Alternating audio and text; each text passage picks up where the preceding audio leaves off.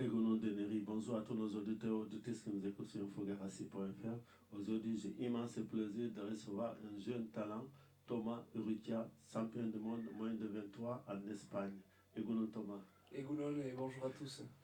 On va venir sur ton parcours déjà. Aussi, on sait que tu prépares le championnat du monde au Mexique et aussi et surtout où ça a commencé. Pourquoi tu as choisi le Cesta Punta? Ben, mon père était professionnel dans le temps, donc quand il m'a eu, après, dès que j'ai pu marcher, il a essayé de me mettre directement avec un Chistera. Donc ça a plutôt bien marché pour moi. Dès qu'il m'a mis, j'avais de bons gestes, donc il a vu que ça pouvait faire quelque chose, il a continué à me faire jouer. Moi ça m'a plu, donc j'ai continué tout naturellement à ce sport et j'ai toujours fait que ça. J'ai jamais fait d'autres sports à côté, donc pour l'instant ça me plaît et je pense que ça va me plaire encore très très longtemps. À quel moment tu dis maintenant je vais être sérieux, je vais continuer sur ce chemin? Ben, quand je vois que, enfin, déjà j'aime la compétition, du coup j'aime gagner. Et quand je joue, j'ai envie d'être au meilleur niveau, donc c'est là que j'ai pris goût à la compétition et je voyais que je pouvais faire quelque chose, que j'ai moyen de bien jouer et d'avoir un bon niveau, donc voilà quoi. Est-ce que tu as gagné quelque chose de catégorie jeune? Ouf, petit j'ai eu du mal à gagner, j'ai eu beaucoup de défaites et en tête à tête je gagnais un peu, mais sinon j'ai eu beaucoup de défaites en demi-finale, quart de finale, j'ai eu du mal à gagner. C'est plus en arrivant vers mes 15 16 ans, 17 ans où là j'ai commencé un peu à gagner. Mais c'est depuis pas longtemps que je gagne de temps en temps ou que je gagne quelques titres. Je sais que cette année, vous avez fait beaucoup de tournois. Est-ce que ces tournois, qu'est-ce que ça vous rapporte? Il y a beaucoup de touristes parce que les gens ils peuvent faire le menu. Et comment ça se fait? C'est pas tellement médiatisé la Cesta Punta. Non, ça va ici, ça va, il y a beaucoup de menus, c'est sûr, à Saint-Jean-Pied-de-Port.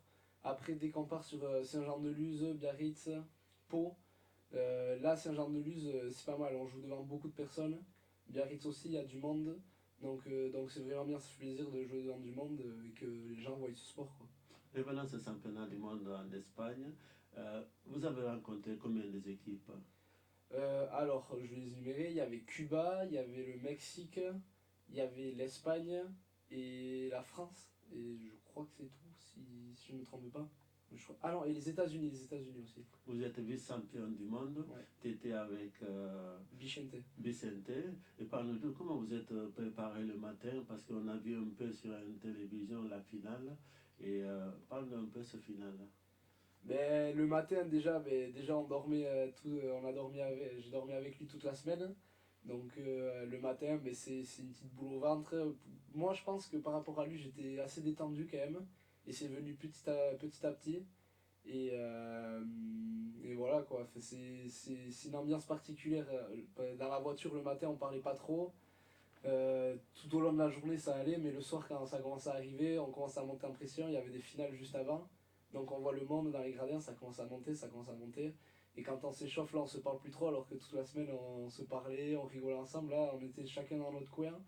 Notre entraîneur qui nous disait rien parce que du coup il pouvait pas, on était les deux en finale. Donc voilà, une ambiance assez particulière, mais pour la tête, ça fait du bien. Mentalement, ça va nous faire progresser. Montre-nous ces médailles, ces jolies médailles. Ah, j'aurais préféré qu'elle soit en or, mais je montre où celle-là, ou celle-là. Non, n'importe l'état. Bon, après, elle est assez simple, mais c'est juste qu'il y a écrit derrière qui fait plaisir. Ah, Mais voilà. ah, super. Et pour revenir à ce championnat du monde, comment vous faites pour déplacer? Parce qu'on sait aussi il faut avoir des moyens. Ah oui, ben là, là je les remercie, c'est la Fédé, la fédération, la fédération de pelote qui nous a payé, qui nous a pris en charge.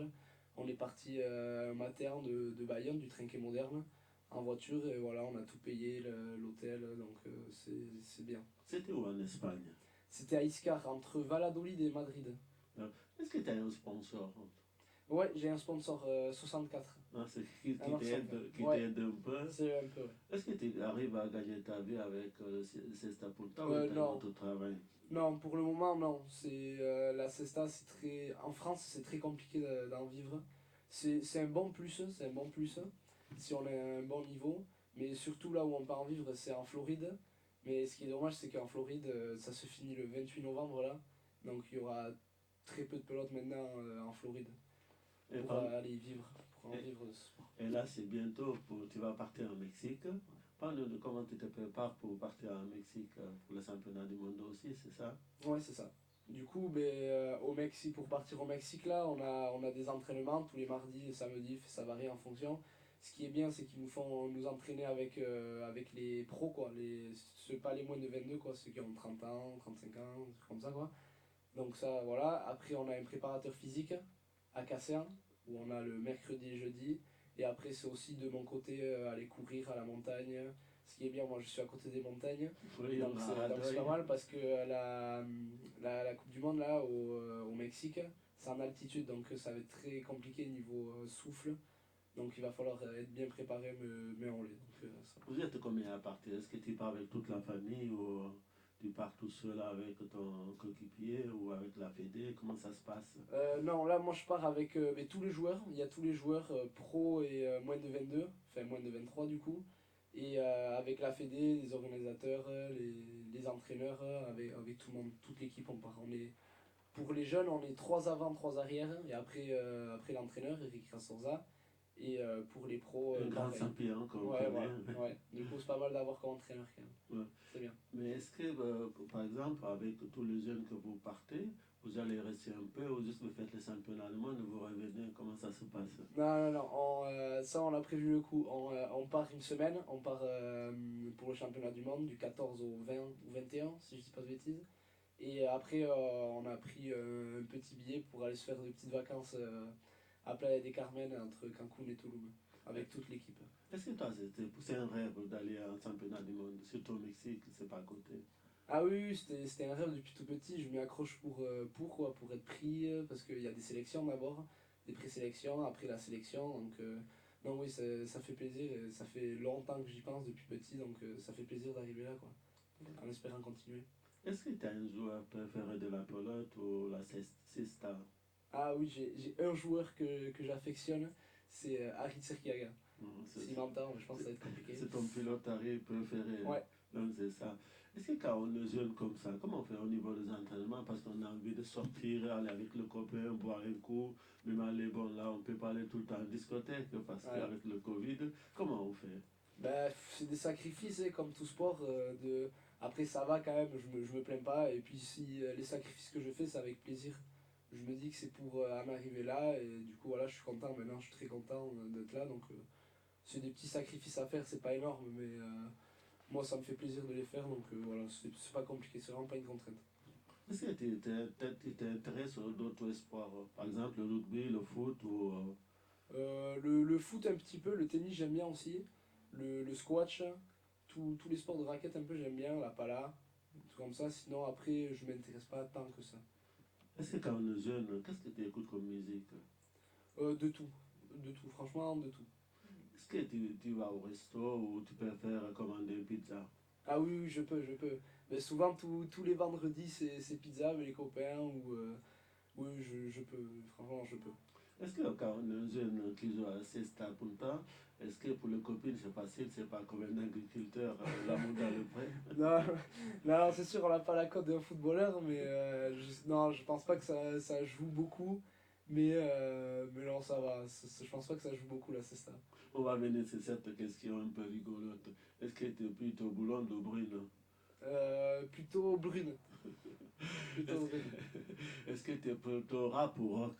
Euh, Rock. Est-ce que tu préfères aller à la montagne ou à la mer? Ah, les deux là, les deux. Les deux, ça va bien ensemble. Est-ce que tu préfères plutôt regarder Nafara ou Andai au rugby? Navarro. Est-ce que tu préfères Moléon ou Saint-Jean de Lise? Montléon. En top 14, est-ce que tu es plutôt, bon, Bayonne ils sont plus en top 14, Non. mais plutôt Bayonne ou Biarritz? Je pense que je suis plus bayonnais. Est-ce que tu préfères Dikassou ou P.O. Larald? Peñolarade. Est-ce que tu préfères Mathieu Hospital ou Lucien 16? Mathieu Hospital. D'accord. Qu'est-ce qu'on peut te souhaiter? Bah, la réussite, hein, qu'on ramène encore une jolie médaille d'or. Et voilà, je vois pas ce qu'on peut me souhaiter de plus. Hein. Moi, je voudrais te remercier pour ta disponibilité, pour ta gentillesse. Est-ce que tu peux nous dire quelques mots en basque ou milesker? Tu regardes n'importe quelle caméra que tu veux. Bon, basque, ça va être compliqué à part Milesker, mais sinon, merci beaucoup de m'avoir fait passer là. Et voilà, très content. On voulait vous remercier, vous êtes nombreux à nous suivre sur infogarasi.fr.